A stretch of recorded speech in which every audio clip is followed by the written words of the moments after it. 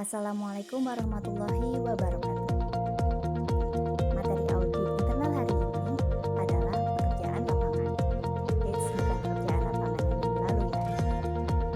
Tapi hari ini kita akan membahas pekerjaan lapangan bagian lanjutan. Ya mungkin bisa disebut sisa 2 lah. Pekerjaan lapangan pada materi ini akan dipaparkan oleh kelompok 5 yang beranggotakan Muhammad Warsa, Fitri Rahmawati, Arti Rahayu, Siti Fatona, dan Milan Fatmawida. Bagian pertama akan dijelaskan teknik audit. Apa aja sih teknik audit? Teknik audit ada 6. Yang pertama, audit fungsional. Yang kedua, audit organisasional. Yang ketiga, audit dan konsultasi manajemen. 4, audit atas program. 5, audit kontrak. Dan yang terakhir, audit terintegrasi.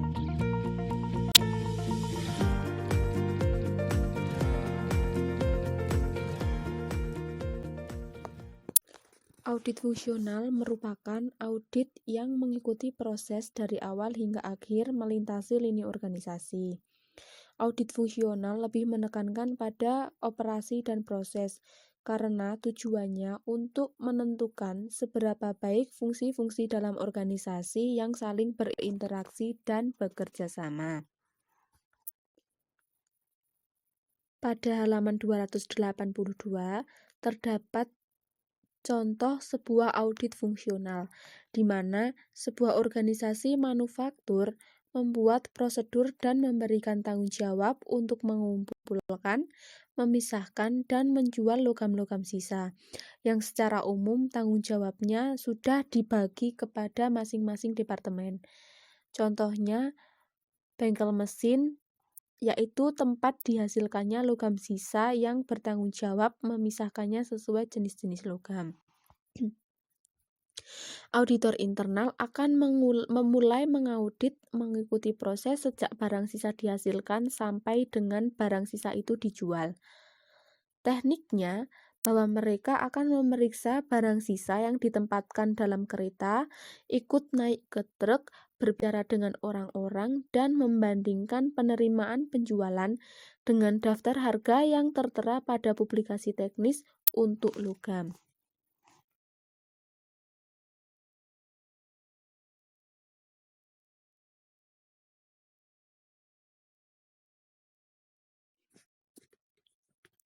Next, audit organisasional atau sering kita mengenal dengan audit manajemen. Auditor tertarik dengan audit organisasional itu seberapa baik manajer organisasi memenuhi tujuan organisasi dengan sumber daya yang ada. Artinya bahwa audit organisasional tidak hanya memperhatikan aktivitas yang dilakukan dalam organisasi saja, tetapi juga digunakan untuk memastikan bahwa aktivitas tersebut dilaksanakan. Kemudian, seorang auditor internal itu juga harus mengetahui prinsip-prinsip perencanaan, prinsip-prinsip pengorganisasian, prinsip-prinsip pengarahan, serta prinsip-prinsip kontrol. Karena setiap organisasi itu harus ditelaah produktivitasnya, yaitu efisiensi dan efektivitas penggunaan sumber daya yang dipercayakan kepada manajer. Nah, untuk menilai produktivitas, seorang auditor internal harus mempelajari tujuan produktivitas organisasi, seperti semacam peningkatan produktivitas yang diusahakan organisasi untuk dicapai. Oleh karena itu, langkah pertama yang ditetapkan adalah tujuan produktivitas. Kemudian, setelah menetapkan tujuan, yaitu menetapkan sasaran untuk mengukur produktivitas secara objektif.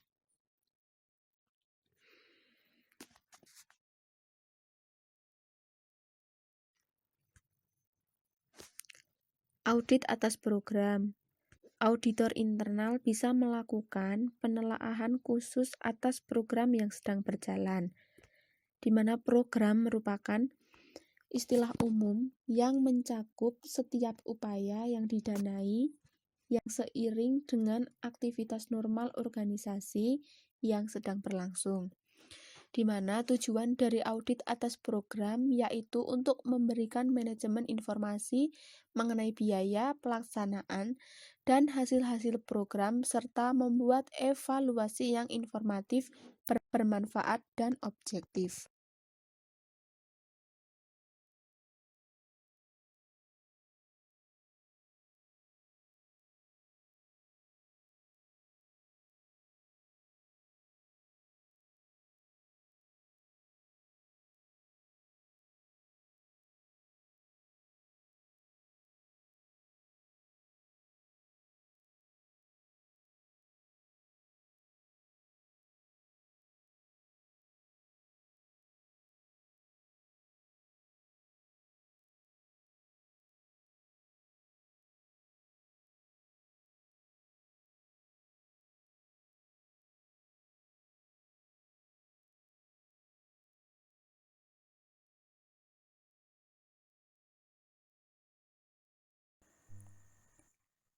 Masih membahas mengenai teknik audit.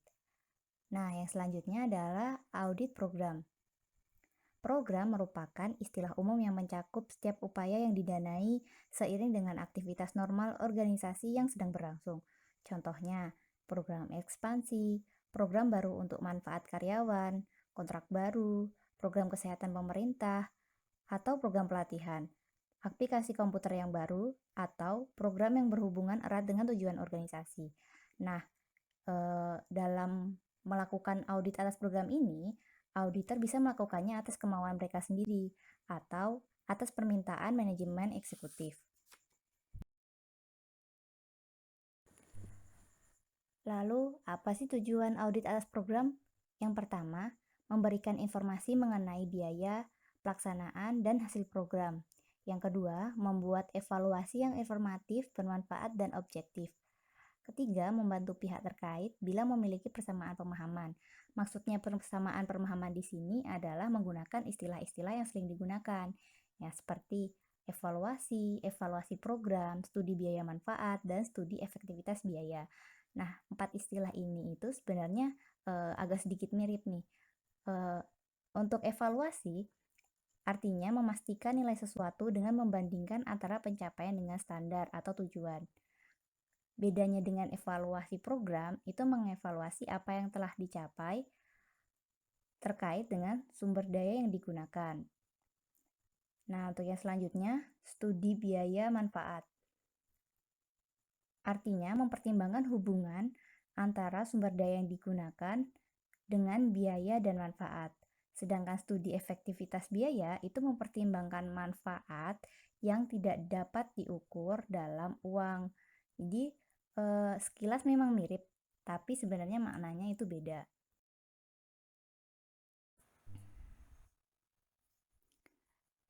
Intinya, audit internal ingin menentukan 3 hal dalam audit atas program.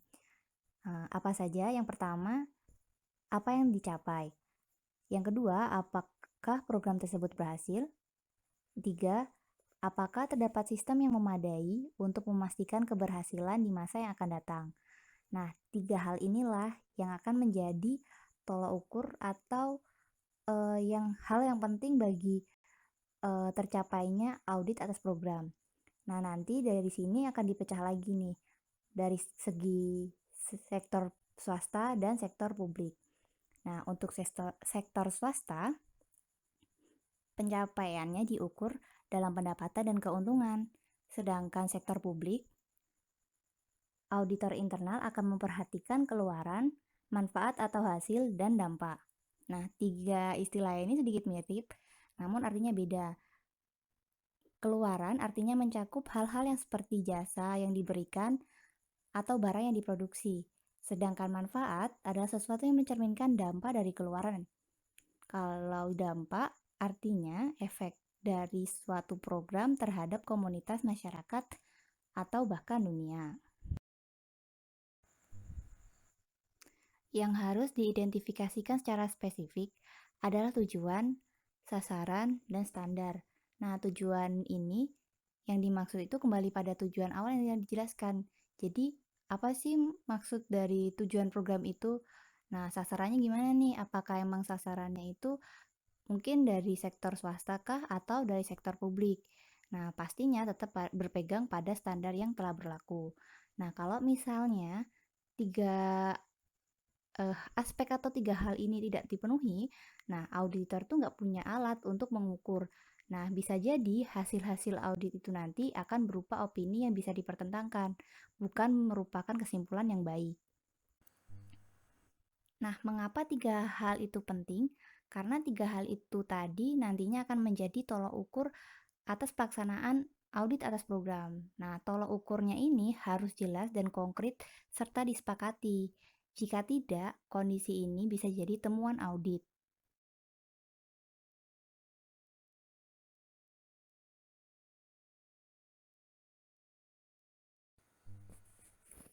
Nah, selanjutnya ada audit kontrak. Nah, kontrak apa sih yang akan diaudit? Nah, di sini yang termasuk kontrak yang akan diaudit adalah kontrak konstruksi atau operasi. Seringkali melibatkan uang dalam jumlah besar. Kontrak konstruksi biasanya bukan merupakan bagian dari bisnis rutin organisasi. Nah, contohnya misal kontrak konstruksi pembangunan gedung Febi. Nah, manajemen tuh mungkin nggak begitu paham mengenai biaya konstruksi dan operasi seperti produksi yang dilakukan sendiri. Nah, oleh karena itu, auditor internal bisa sangat membantu dalam mengaudit kontrak seperti ini.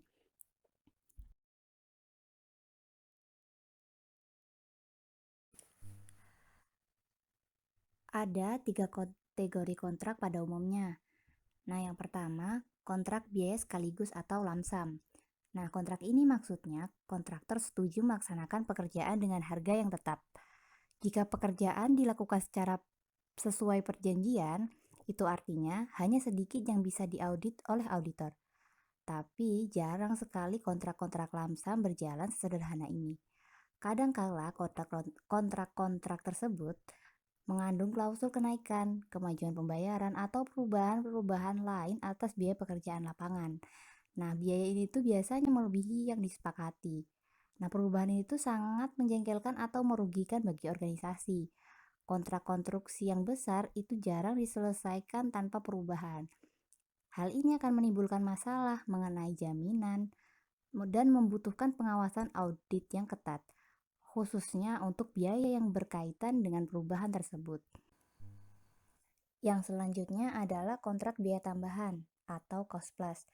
Nah, kontrak ini itu bisa jadi cara paling ekonomis untuk proyek konstruksi atau operasi karena dalam kontrak ini itu tidak ada kepastian dalam proyek-proyek seperti ini.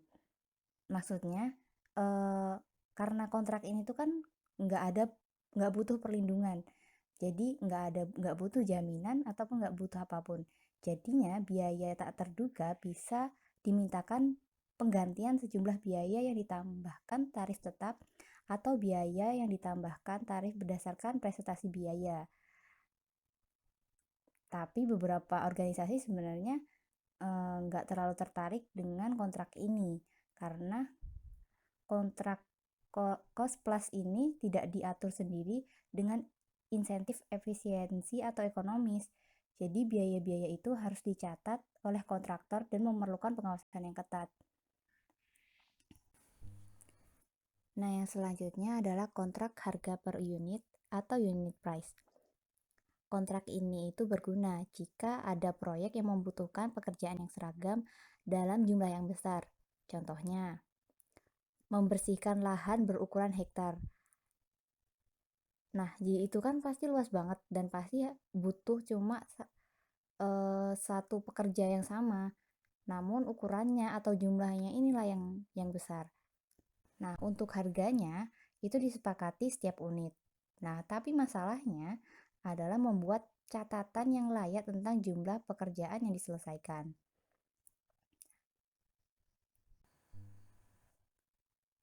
Dari semua bentuk kontrak ini, tapi khususnya untuk jenis yang cost plus, itu bisa memperoleh manfaat dari pengawasan audit. Jadi auditor internal itu seharusnya nggak nunggu sampai proyek itu dijalankan untuk melindungi kepentingan organisasi mereka. Nah, sebenarnya masalah penting dalam audit kontrak ini adalah ketentuan penelaah sistem. Ya, kita harus menelaah kemajuannya dan audit biaya dalam kontrak konstruksi. Nah, tanpa aktivitas-aktivitas ini, organisasi berada dalam kekuasaan kontraktor. Nah, khususnya untuk kontrak jenis cost plus nih. Memang benar, organisasi biasanya memiliki insinyur atau insinyur proyek atau bahkan akuntan dalam pekerjaan tersebut. Tetapi orang-orang ini tuh bisa jadi tidak memiliki pengetahuan mengenai audit kontrak. Juga karena mereka terus-menerus hadir di proyek dan bekerja bersama dengan kontraktor, maka bisa hilang sifat-sifat objektivitasnya. Dikarenakan kontrak konstruksi itu melibatkan uang yang dalam jumlah besar, jadi 3 kategori kontrak itu tadi punya risikonya masing-masing. Nah, untuk kontrak lamsam, nah ini ada nih risiko persaingan dan perlindungan tidak memadai. Bisa bisa juga perubahan spesifikasi atau harga, lalu biaya-biaya tidak langsung termasuk biaya tambahan, dan pengenaan biaya atas peralatan atau aktivitas yang tidak diterima. Dan sebenarnya masih banyak lagi sih risiko-risiko untuk kontrak lamsam. Nah, yang selanjutnya adalah kontrak cost plus. Risiko yang ada dalam kontrak ini seperti biaya-biaya overhead itu ditagih secara langsung. Lalu praktik kerjanya tidak bagus, waktu lembur yang tidak terkendali, terus penggunaan buruh yang berlebihan. Selanjutnya kontrak unit price. Nah, pembayaran berkala yang berlebihan, catatan lapangan yang tidak akurat, pelaporan tidak layak atas unit yang diselesaikan, perluasan harga per unit yang tidak akurat itu menjadi resiko bagi kontrak unit price. Nah, yang selanjutnya mengenai audit terintegrasi. Nah, apa sih yang dimaksud dengan audit terintegrasi atau integrated auditing? Akhir-akhir ini dianggap sebagai bagian utama dari fungsi audit internal. Nah, konsep integrasi itu artinya itu kan luas dan mencakup aspek-aspek. Nah, apa saja yang termasuk dalam konsep audit terintegrasi itu sendiri? Yang pertama, berkelanjutan. Berkelanjutan di sini artinya audit berkelanjutan atas elemen-elemen neraca dan operasional dalam audit kinerja. Yang kedua, pelaksanaan audit atas tahap varians dari operasi klien yang biasanya akan diaudit secara terpisah. Yang ketiga, sebuah latihan dalam audit partisipatif yang klien dalam hal membantu perencanaan audit atau berpartisipasi dengan staf dalam pelaksanaan audit. Yang terakhir mengenai menggabungkan tahap audit yang berbeda.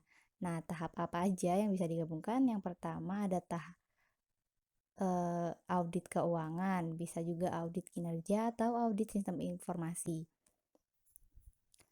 Nah, untuk integrasi atau tingkat integrasinya ini itu bergantung pada ukuran staf audit, keahlian yang dimiliki staf, atau yang tersedia melalui sumber-sumber luar.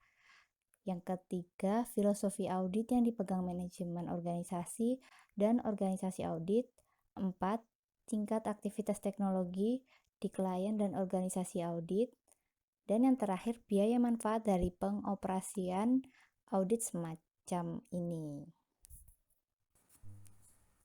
Bahasan selanjutnya mengenai penggunaan konsultan.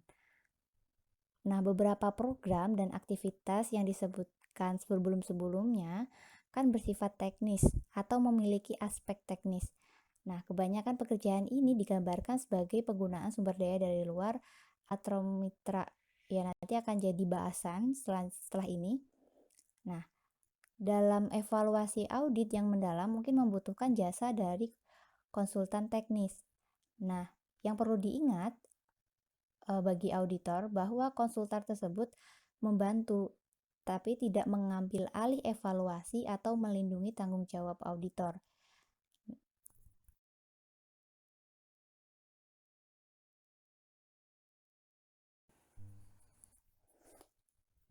terdapat beberapa aturan yang harus diikuti bagi auditor internal maupun konsultan. Yang pertama, konsultan dapat dipercaya dan berkompeten. Maksudnya, konsultan tersebut harus dapat dipercaya dan menunjukkan kompetensi untuk pekerjaan yang akan dilakukan. Yang kedua, memiliki perjanjian lengkap atas lingkup dan tujuan program. Nah, yang di sini maksudnya konsultan dan auditor harus memiliki perjanjian yang lengkap atas lingkup dan tujuan program sebelum mereka menyiapkan audit atau program kerja. Yang ketiga, staf yang harus ditugaskan untuk bekerja dengan konsultan membantu dalam mengawasi aktivitas mereka dan membahas masalah-masalah yang ada dengan mereka. Keempat, memahami sifat pekerjaan konsultan. Nah, maksudnya di sini, auditor harus memahami sifat pekerjaan konsultan. Alasan yang ada di balik pilihan analitis mereka, resiko yang melekat dalam data dan analisis mereka, dan apakah pekerjaan yang dilakukan konsultan sesuai dengan apa yang dimaksud. Nah, yang kelima, laporan audit akhir adalah tanggung jawab auditor internal. Nah, maksudnya di sini, laporan tersebut menyertakan opini auditor, meskipun sebenarnya ditunjang oleh hasil-hasil studi yang dilakukan oleh konsultan. Jadi, laporan audit akhir itu masih jadi tanggung jawab bagi auditor internal. Opini konsultan harus dikutip hanya jika subjek masalahnya jelas berada di luar kompetensi auditor internal dan jelas-jelas berkaitan dengan masalah teknis. Nah, yang terakhir, konsultan tidak berhak mengarahkan atau mengambil hak prerogatif manajemen. Jadi di sini ya konsultan nggak boleh nih ngarah-ngarahin pihak manajemennya. Jadi punya hak prerogatif tersendiri ya bagi manajemennya. Nah, yang selanjutnya penggunaan sumber daya dari luar atau dari mitra. Sempat disinggung untuk pada pertemuan sebelumnya, namun akan dijelaskan kembali. Nah, penggunaan sumber daya dari luar atau dari mitra itu dilatar belakangi karena auditor internal itu umumnya berpendidikan dan terlatih untuk melakukan audit saja. Nah, mereka umumnya merupakan spesialis pada aspek kontrol dan proses manajemen. Nah, dalam proses auditnya, misalnya nih dalam audit operasi atau audit bidang produksi. Nah, dari situlah dibutuhkan sumber daya dari luar yang memang ahli dalam bidang produksi. Nah, bantuan dari luar atau dari mitra itunya nanti harus digunakan dalam proses perencanaan jika diperlukan, serta evaluasi efektivitas audit. Nah, ya, bantuan sumber daya itu tadi harus memainkan peran penting dalam aktivitas pelaporan dan harus digunakan dalam pertemuan dengan klien. Penggunaan sumber daya dari luar atau dari mitra yang terstruktur dengan baik dan memiliki keahlian tinggi akan membawa nilai teknis dan kredibilitas bagi bagi operasi audit internal.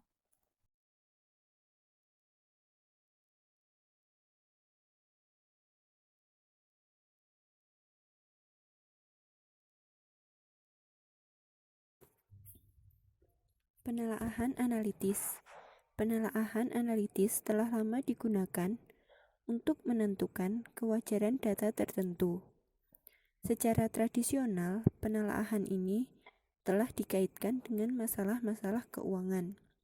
Misalnya, yang pertama, perbandingan informasi keuangan periode sekarang dengan periode lalu.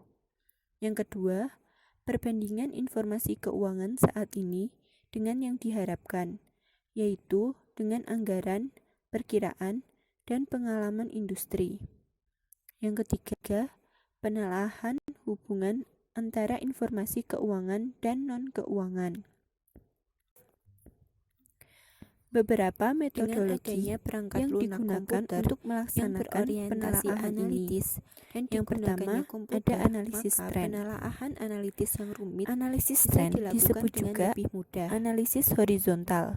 Auditor karena internal dapat digunakan menggunakan untuk penelaahan menelusuri analitis salah saat elemen memeriksa operasi data dari operasi waktu ke dan waktu, keuangan. atau disebut Penelaahan juga analisis dapat naik turun, menunjukkan karena masalah-masalah dengan yang ada analisis dan tersebut memberikan diketahui solusi. kenaikan atau Dilakukannya penurunan audit yang masing-masing lebih akun. intensif untuk menentukan tingkat Analisis tren abnormalitasnya adalah pengujian dan yang dilakukan penyebabnya. dengan Berikut membandingkan data sekarang dengan Yang data pertama, sebelumnya. pemeliharaan Data aktiva tetap. sebelumnya memberikan Dalam prediksi menguji kontrol mengenai atas bagaimana aktiva tetap, seharusnya auditor data yang internal ada ingin sekarang. mengetahui apakah aktiva telah Penyimpangan yang dikelompokkan abnormal sesuai dari umur analisis manfaatnya tren dan tersebut apakah itu harus biaya pemeliharaan diselidiki tersedia menggunakan untuk model untuk matematika masing-masing seperti klasifikasi. perataan eksponensial, rata-rata Apakah tertimbang, laporan dan tersebut tren bisa linear menunjukkan sederhana. pada bidang apa karyawan Auditor bagian juga harus pemeliharaan menyadari menghabiskan sebagian besar kelemahan-kelemahan waktu tertentu mereka? dalam analisis Apakah tren telah ini. dibuat analisis Yang pertama, tentang biaya tidak ekonomis ada jaminan antara bahwa membeli tren-tren dan masa menyewa lalu aktiva tetap? akan terus terjadi Apakah pada laporan aktivitas tersebut saat ini. menunjukkan Yang jam kedua, mesin pada saat terjadi variabel-variabel kemacetan baru mesin? yang sebelumnya tidak Apakah ada laporan bisa menunjukkan mempengaruhi jam prediksi. perawatan dan biaya Angka-angka perbaikan bisa utama digunakan terkait dengan secara biaya-biaya subjektif bukan penggantian? bias yang dimiliki auditor. Analisis seperti ini bisa Yang mengungkapkan kedua, kebijakan ada penggantian analisis yang rasio. terlalu liberal, Analisis rasio biaya digunakan perbaikan yang untuk abnormal, membandingkan atau pemeliharaan hubungan pencegahan yang antara berlebihan. akun laporan Yang kedua, keuangan pada statistik satu karyawan. titik waktu. Laporan Biasanya bisa dianalisis untuk menunjukkan berbagai tahun hubungan yang sama. antara jumlah karyawan Analisis dan rasio tren-tren digunakan organisasi baik lainnya. untuk Misalnya, akun laba rasio rugi karyawan maupun tetap neraca. dan karyawan yang Dua dibayar metode per jam. analisis rasio yang umum Karyawan digunakan langsung dan adalah tidak langsung, laporan dalam presentase karyawan atau penjualan common dan size bukan statement, penjualan, dan subtrak dan rasio karyawan keuangan. Analisis pengiriman, rasio merupakan karyawan penyedia konversi dan data pemasukan, dari laporan total keuangan karyawan terhadap menjadi penjualan informasi dan yang total bermanfaat karyawan terhadap laba. dalam pengambilan keputusan. Laporan untuk cabang-cabang informasi yang ini berbeda berguna bisa untuk dipelajari si untuk prospek menemukan penyimpangan masa depan, dalam prosedur risiko atau operasi, efisiensi dan penyebaran risiko karyawan. keuangan. Hasil analisis Yang ketiga, bisa jadi ada bukan analisis akhir regresi. segalanya, tetapi Analisis regresi lebih ini untuk merupakan menguji indikator hubungan untuk dua studi atau lain lebih yang variabel, lebih mendalam. mengukur perubahan dalam satu Yang variabel ketiga, seiring dengan perubahan pada variabel perputaran lainnya. umumnya dilaporkan sebagai Analisis angka regresi dalam satu adalah kesatuan. Studi Seringkali mengenai ketergantungan mencakup variabel sejumlah dependen akun dengan atau satu daerah atau lebih variabel penyimpanan. independen, Tetapi dengan walaupun tujuan hanya dalam untuk satu atau memproduksi rata-rata tunggal populasi atau atau nilai rata-rata tempat variabel penyimpanan, dependen kondisi-kondisi yang kurang menguntungkan dapat disembunyikan. Misalnya, banyak barang dengan pergerakan lambat atau usang yang tidak diperhatikan, kecuali persediaan secara periodik dikelompokkan berdasarkan umurnya. Tingkat perputaran keseluruhan sebesar 4 kali setahun. Misalnya bisa menyembunyikan fakta bahwa 30 persediaan hanya berputar 2 kali setahun atau kurang.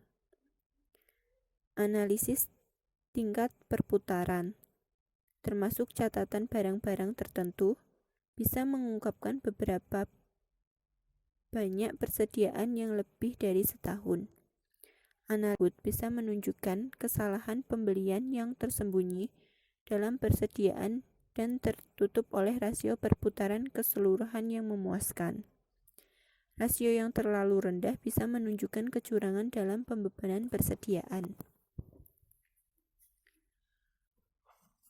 Yang selanjutnya, biaya-biaya karyawan dan perputaran karyawan.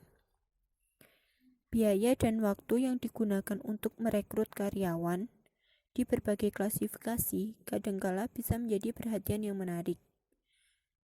Juga yang layak diperhatikan adalah tingkat perputaran per atau cabang, dan tingkat perputaran organisasi dibandingkan dengan organisasi lainnya. Selanjutnya, pengiriman persediaan. Hal penting yang harus diperhatikan adalah perhitungan hubungan antara jarak yang dilalui dan rata-rata waktu penggunaan ban baterai, dan steker.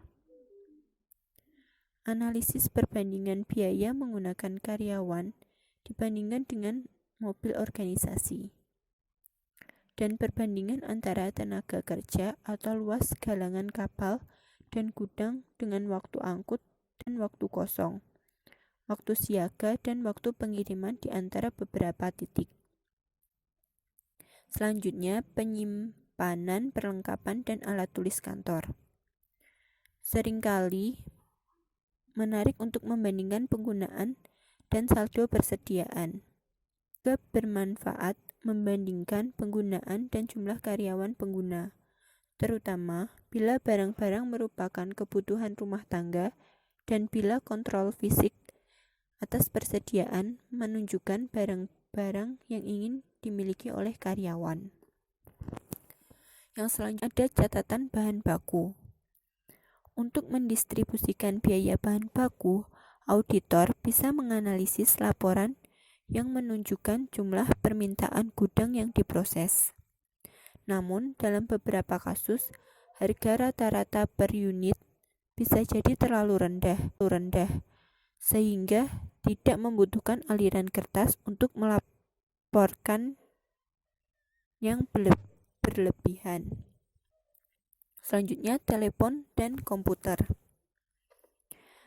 Auditor bisa menentukan dan menganalisis rasio jumlah karyawan terhadap telepon dan penggunaan telepon, sehingga menghasilkan hasil yang baik dan mengurangi jumlah lamanya penggunaan telepon. Auditor juga harus berhati-hati dalam melakukan analisis ini, karena bisa jadi signifikan dan bisa menunjukkan cara untuk investigasi lebih lanjut dalam menentukan sebab akibat. Jenis analisis serupa bisa dilakukan dengan menggunakan komputer juga.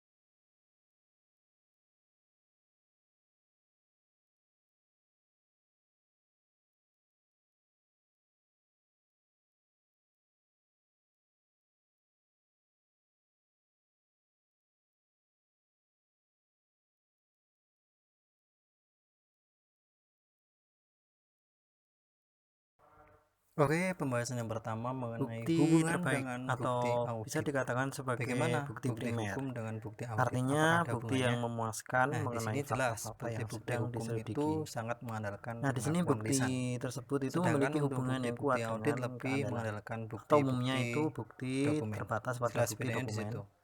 Nah, Nah, di di sini sini kebanyakan namun tuh keduanya diterapkan untuk mempunyai fungsi atau membuktikan tujuan yang isi sama. pernyataan Seperti yang tertulis. saya tuliskan, yaitu untuk memberikan bukti untuk mendorong keyakinan tentang kebenaran atau kesalahan setiap pernyataan pada setiap masalah.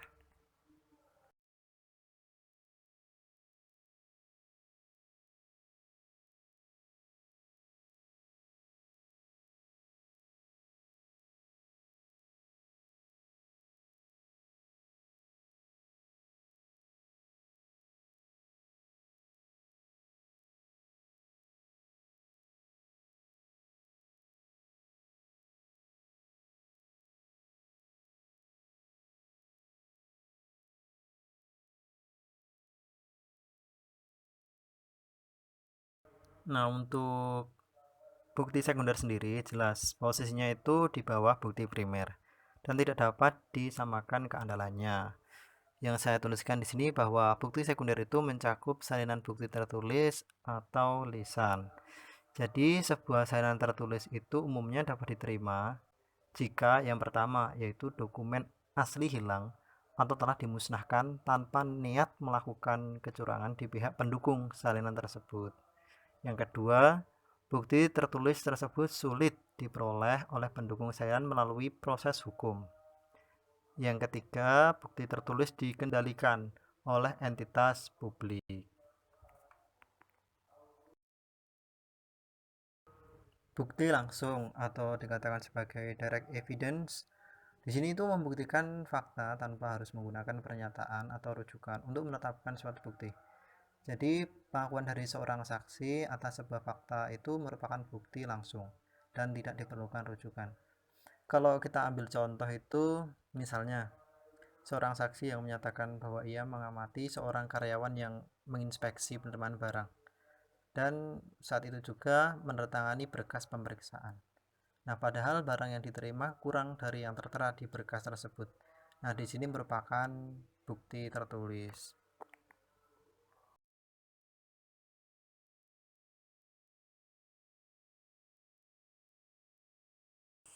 Oke, kita beralih ke slide berikutnya, masih sama mengenai bukti hukum. Yang pertama itu bukti tidak langsung. Nah, bukti tidak langsung di sini itu membuktikan bahwa fakta sementara atau sekumpulan fakta yang dapat dirujuk seseorang untuk mengetahui keberadaan beberapa fakta primer yang signifikan atas masalah yang dipertimbangkan. Jadi, bukti ini membuktikan keberadaan fakta-fakta primer. Hanya saja untuk meningkatkan penggunaan pemikiran logis yang ada.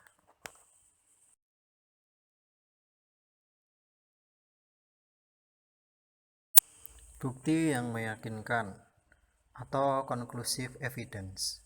Bukti yang meyakinkan di sini itu maksudnya bukti yang tidak terbantahkan apapun bentuknya atau dikatakan sebagai bukti yang sangat kuat. Bisa dikatakan bahwa bukti ini tidak bisa dipertentangkan atau bisa dikatakan juga tidak membutuhkan bukti-bukti yang menguatkan. Jadi seperti itu.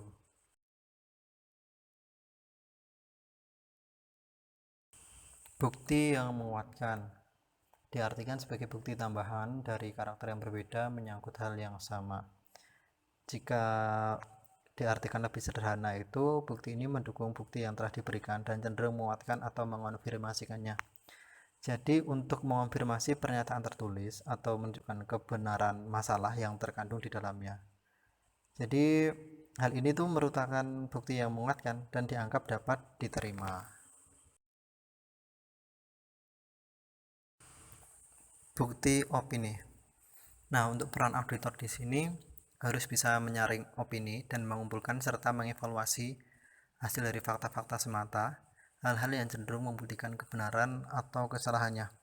Untuk opini yang diberikan untuk orang lain itu bisa jadi bermanfaat, penunjuk jalan, bahkan dalam pengumpulan fakta. Tapi bisa jadi opini yang terjadi itu bisa bias bahkan mementingkan kepentingan sendiri, atau bahasanya itu kurang mengandung informasi.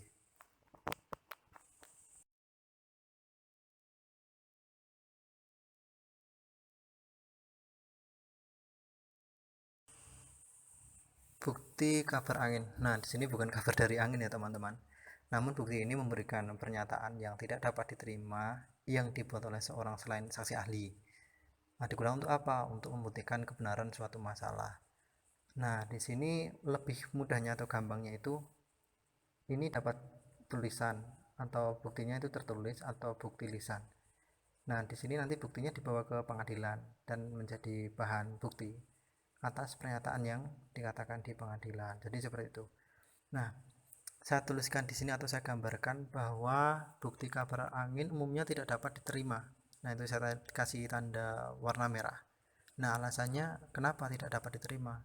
Nah, alasannya di sini karena salah satu cara terbaik untuk membuktikan kebenaran bahkan kesalahan sebuah pernyataan adalah dengan mendengar keterangan dari saksi ahli di bawah sumpah dan memeriksa dengan apa yang benar-benar dilihat atau didengar. Jadi itu alasannya mengapa bukti kabar angin itu tidak dapat diterima.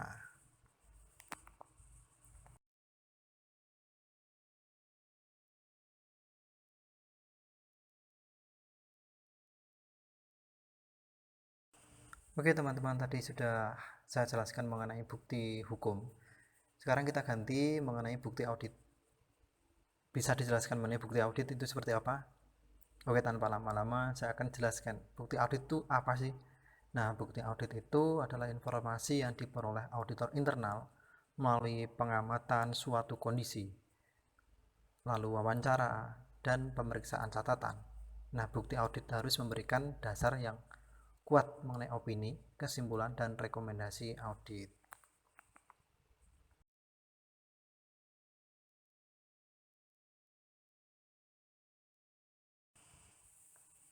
Bukti fisik. Nah, bukti fisik atau physical evidence diperoleh dengan mengamati orang, properti, dan kejadian. Nah, contohnya itu berupa apa? Pernyataan observasi oleh pengamat atau oleh foto, bagan, peta, grafik, atau bahkan gambar-gambar lainnya.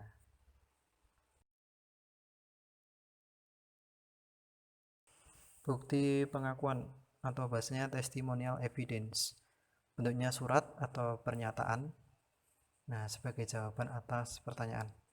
Nah, bentuknya di sini bukan bersifat menyimpulkan, tapi di sini jika dimungkinkan masih harus didukung oleh dokumentasi. Nah, jadi pernyataan klien bisa menjadi penuntun penting, di mana yang tidak selalu bisa diperoleh dalam pengujian audit yang independen.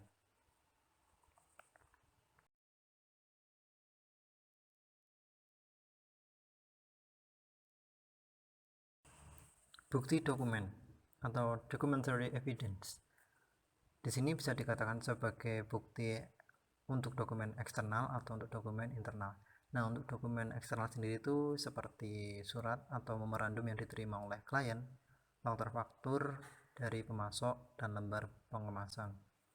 Untuk dokumen internal bisa meliputi catatan akuntansi, salinan korespondensi ke pihak luar, laporan penerimaan melalui email, dan sebagainya. Jadi contohnya seperti itu. Untuk sumber dokumen sendiri atau sumber bukti dokumen ini tentu mempengaruhi keandalannya. Untuk sebuah dokumen eksternal yang diperoleh langsung dari sumbernya itu lebih andal dibanding dokumen yang didapat dari klien. Lalu selalu ada kemungkinan bahwa dokumen internal dapat berubah atau diubah, misalkan melalui program komputer rahasia.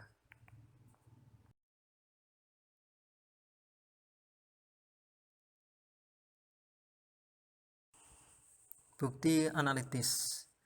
Nah, sebagai sumber buktinya di sini yaitu perhitungan atau hitungan. Apa saja sih yang dimaksud di sini?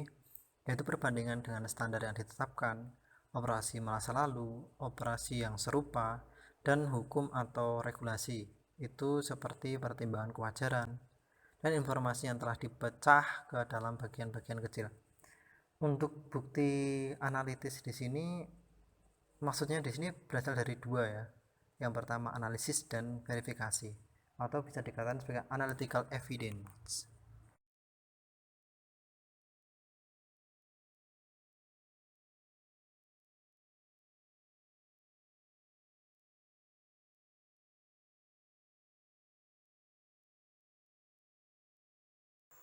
Selanjutnya yaitu standar-standar bukti audit.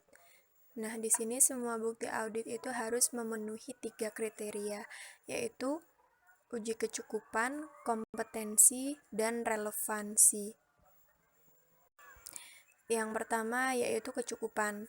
Nah, bukti ini dianggap memadai jika bersifat faktual, memadai, dan meyakinkan sehingga bisa menuntun orang yang memiliki sifat hati-hati untuk mengambil kesimpulan yang sama dengan auditor. Kemudian yang kedua yaitu kompetensi. Di sini bukti yang kompeten adalah bukti yang andal. Maksudnya, bukti tersebut haruslah yang terbaik yang dapat diperoleh. Dokumen asli lebih kompeten dibandingkan salinannya. Pernyataan lisan yang menguatkan adalah lebih kompeten dibandingkan pernyataan biasa. Kemudian yang ketiga yaitu relevansi. Relevansi ini mengacu pada hubungan antara informasi dengan penggunaannya. Fakta dan opini yang digunakan untuk membuktikan atau menyangkal suatu masalah harus memiliki hubungan logis dan masuk akal dengan masalah tersebut.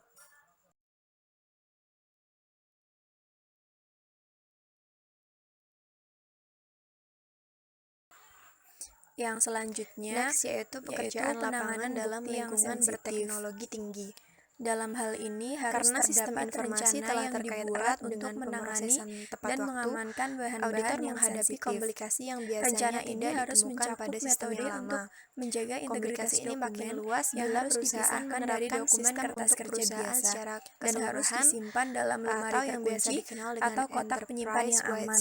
Sistem penyimpangan ini juga bisa dilakukan mengintegrasikan fungsi-fungsi bisnis perusahaan, mulai dari hal yang juga perlu dilakukan adalah mengamankan informasi hingga ke sumber daya dan pelaporan untuk menghindari akses ke bentuk aslinya. Perusahaan yang berkembang metode penyajian tambahan adalah mengembangkan dokumen-dokumen yang juga disebut sistem perencanaan sumber daya perusahaan. Catatan atau dokumen asli ini seperti SAP, PeopleSoft, basis data bukti harus diorganisasi menggunakan sistem pengelolaan dokumen. Lebih Edwards jika menggunakan komputer. Secara kronologis kemungkinan besar bagi terciptanya operasi yang lebih efisien dan ini memberikan bantuan bagi perusahaan dalam mendukung laporan audit standar yang cukup tetapi juga bisa bernilai untuk komponen-komponen usaha yang berbeda di negara yang berbeda dan menghasilkan informasi dalam situasi yang sangat sensitif yang akan berakibat terjadinya tindakan hukum ini harus ada konsultasi dengan penasihat hukum dan fungsi-fungsi dalam kisaran dari tindakan-tindakan yang termasuk yang tercakup dalam akumulasi dokumen yang harus diperhatikan dan semua pertemuan serta selain diterapkan pada kebanyakan perusahaan harus tercermin dalam sistem ini juga ditargetkan untuk usaha skala menengah. Di sini ada kertas kerja. Jadi selama beberapa waktu sistem-sistem ini menjadi standar bagi kebanyakan perusahaan besar untuk memiliki beberapa jenis internal sendiri. Kertas kerja yang semuanya penting yaitu mencakup yang pertama kutipan dari sumber berwenang tentang kriteria dan standar. Yang kedua ringkasan wawancara, pertemuan, percakapan. Kemudian yang ketiga, rincian pengamatan termasuk diagram, sebuah metodologi yang memungkinkan auditor independen. Kemudian yang keempat, memberikan ada substansi verifikasi dan pemeriksaan dokumen seperti perbandingan bahan-bahan substantif dengan kriteria atau dokumentasi terotorisasi simultan dengan kemudian yang kelima, analisis temuan dari kertas kerja atau pengamatan lainnya. Yang melandasi kemudian yang terakhir yaitu perhitungan analitis dalam terkait dengan penelitian menyimpulkan Kertas kerja bahwa ini merupakan substansi audit yang harus diberikan pengawasan dan pemeriksaan seksama untuk menentukan keabsahannya dan tidak meninggalkan pertanyaan yang tersisa. Kemudian yang kedua, keandalan sistem yang melandasi subjek tersebut. Yang ketiga, bukti audit yang diberikan oleh prosedur audit dengan tingkat otomatisasi yang tinggi. Yang keempat, sarana yang dapat diandalkan untuk mendapatkan hasil-hasil prosedur audit secara tepat waktu. Dan yang kelima, tingkat keahlian auditor yang tinggi dalam teknologi informasi dan subjek masalah.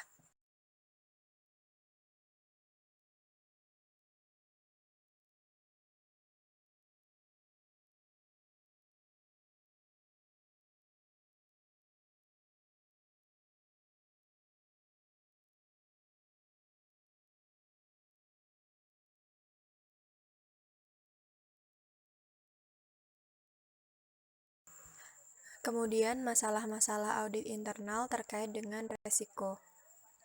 Dengan adanya peran auditor internal dalam mengurangi resiko hingga ke tingkat yang dapat diterima, beberapa masalah penting harus dibahas. Begitu enterprise-wide system dimodifikasi, masalah-masalah ini mungkin harus diubah. Perbedaan yang jelas harus dibuat antara apa yang dilaporkan ke manajemen pada tingkat yang sama dan apa yang dilaporkan ke audit internal. Misalnya, jika manajemen mewaspadai adanya potensi ketidakkonsistenan yang nyatanya disebabkan oleh mereka, pelaporan seperti ini akan memungkinkan mereka mengembangkan jawaban ke dan perubahan dalam data, yang mungkin merupakan alasan yang masuk akal untuk menutupi suatu kecurangan. Sama juga dengan bila manajemen mengetahui kriteria yang digunakan oleh auditor internal untuk menyelidiki transaksi atau untuk mempertimbangkan bahwa kontrol tidak berjalan. Sebuah kecurangan bisa dilakukan, yang mungkin tidak akan diselidiki. Kecurangan khusus bisa jadi tidak signifikan, tetapi secara gabungan mengakibatkan dampak yang dramatis bagi perusahaan. Dalam enterprise-wide system, terdapat kecenderungan tersedia banyak data bagi auditor yang memiliki pengetahuan memadai mengenai sistem tersebut. Karena semua data disimpan di basis data, auditor memiliki akses ke banyak informasi yang dapat digunakan untuk tujuan perbandingan. Data ini bisa digunakan untuk membuat perbandingan dalam beberapa periode waktu pada komponen-komponen yang serupa dan atau menggunakan berbagai industri dan informasi demografi.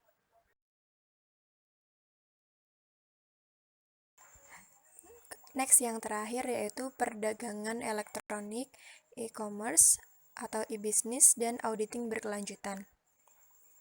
Karena perusahaan bergerak menuju e-commerce dan e-business, audit berkelanjutan mungkin diharuskan untuk mengurangi resiko ke tingkat yang dapat diterima. Jika suatu entitas menggunakan e-commerce untuk menjual produk ke pelanggan, terdapat beberapa resiko yang harus dipertimbangkan auditor dalam merencanakan pekerjaan lapangannya. Resiko-resiko ini mencakup kemungkinan penjualan dan retur fiktif dan kemungkinan pesaing bisa mengakses informasi penting dari perusahaan.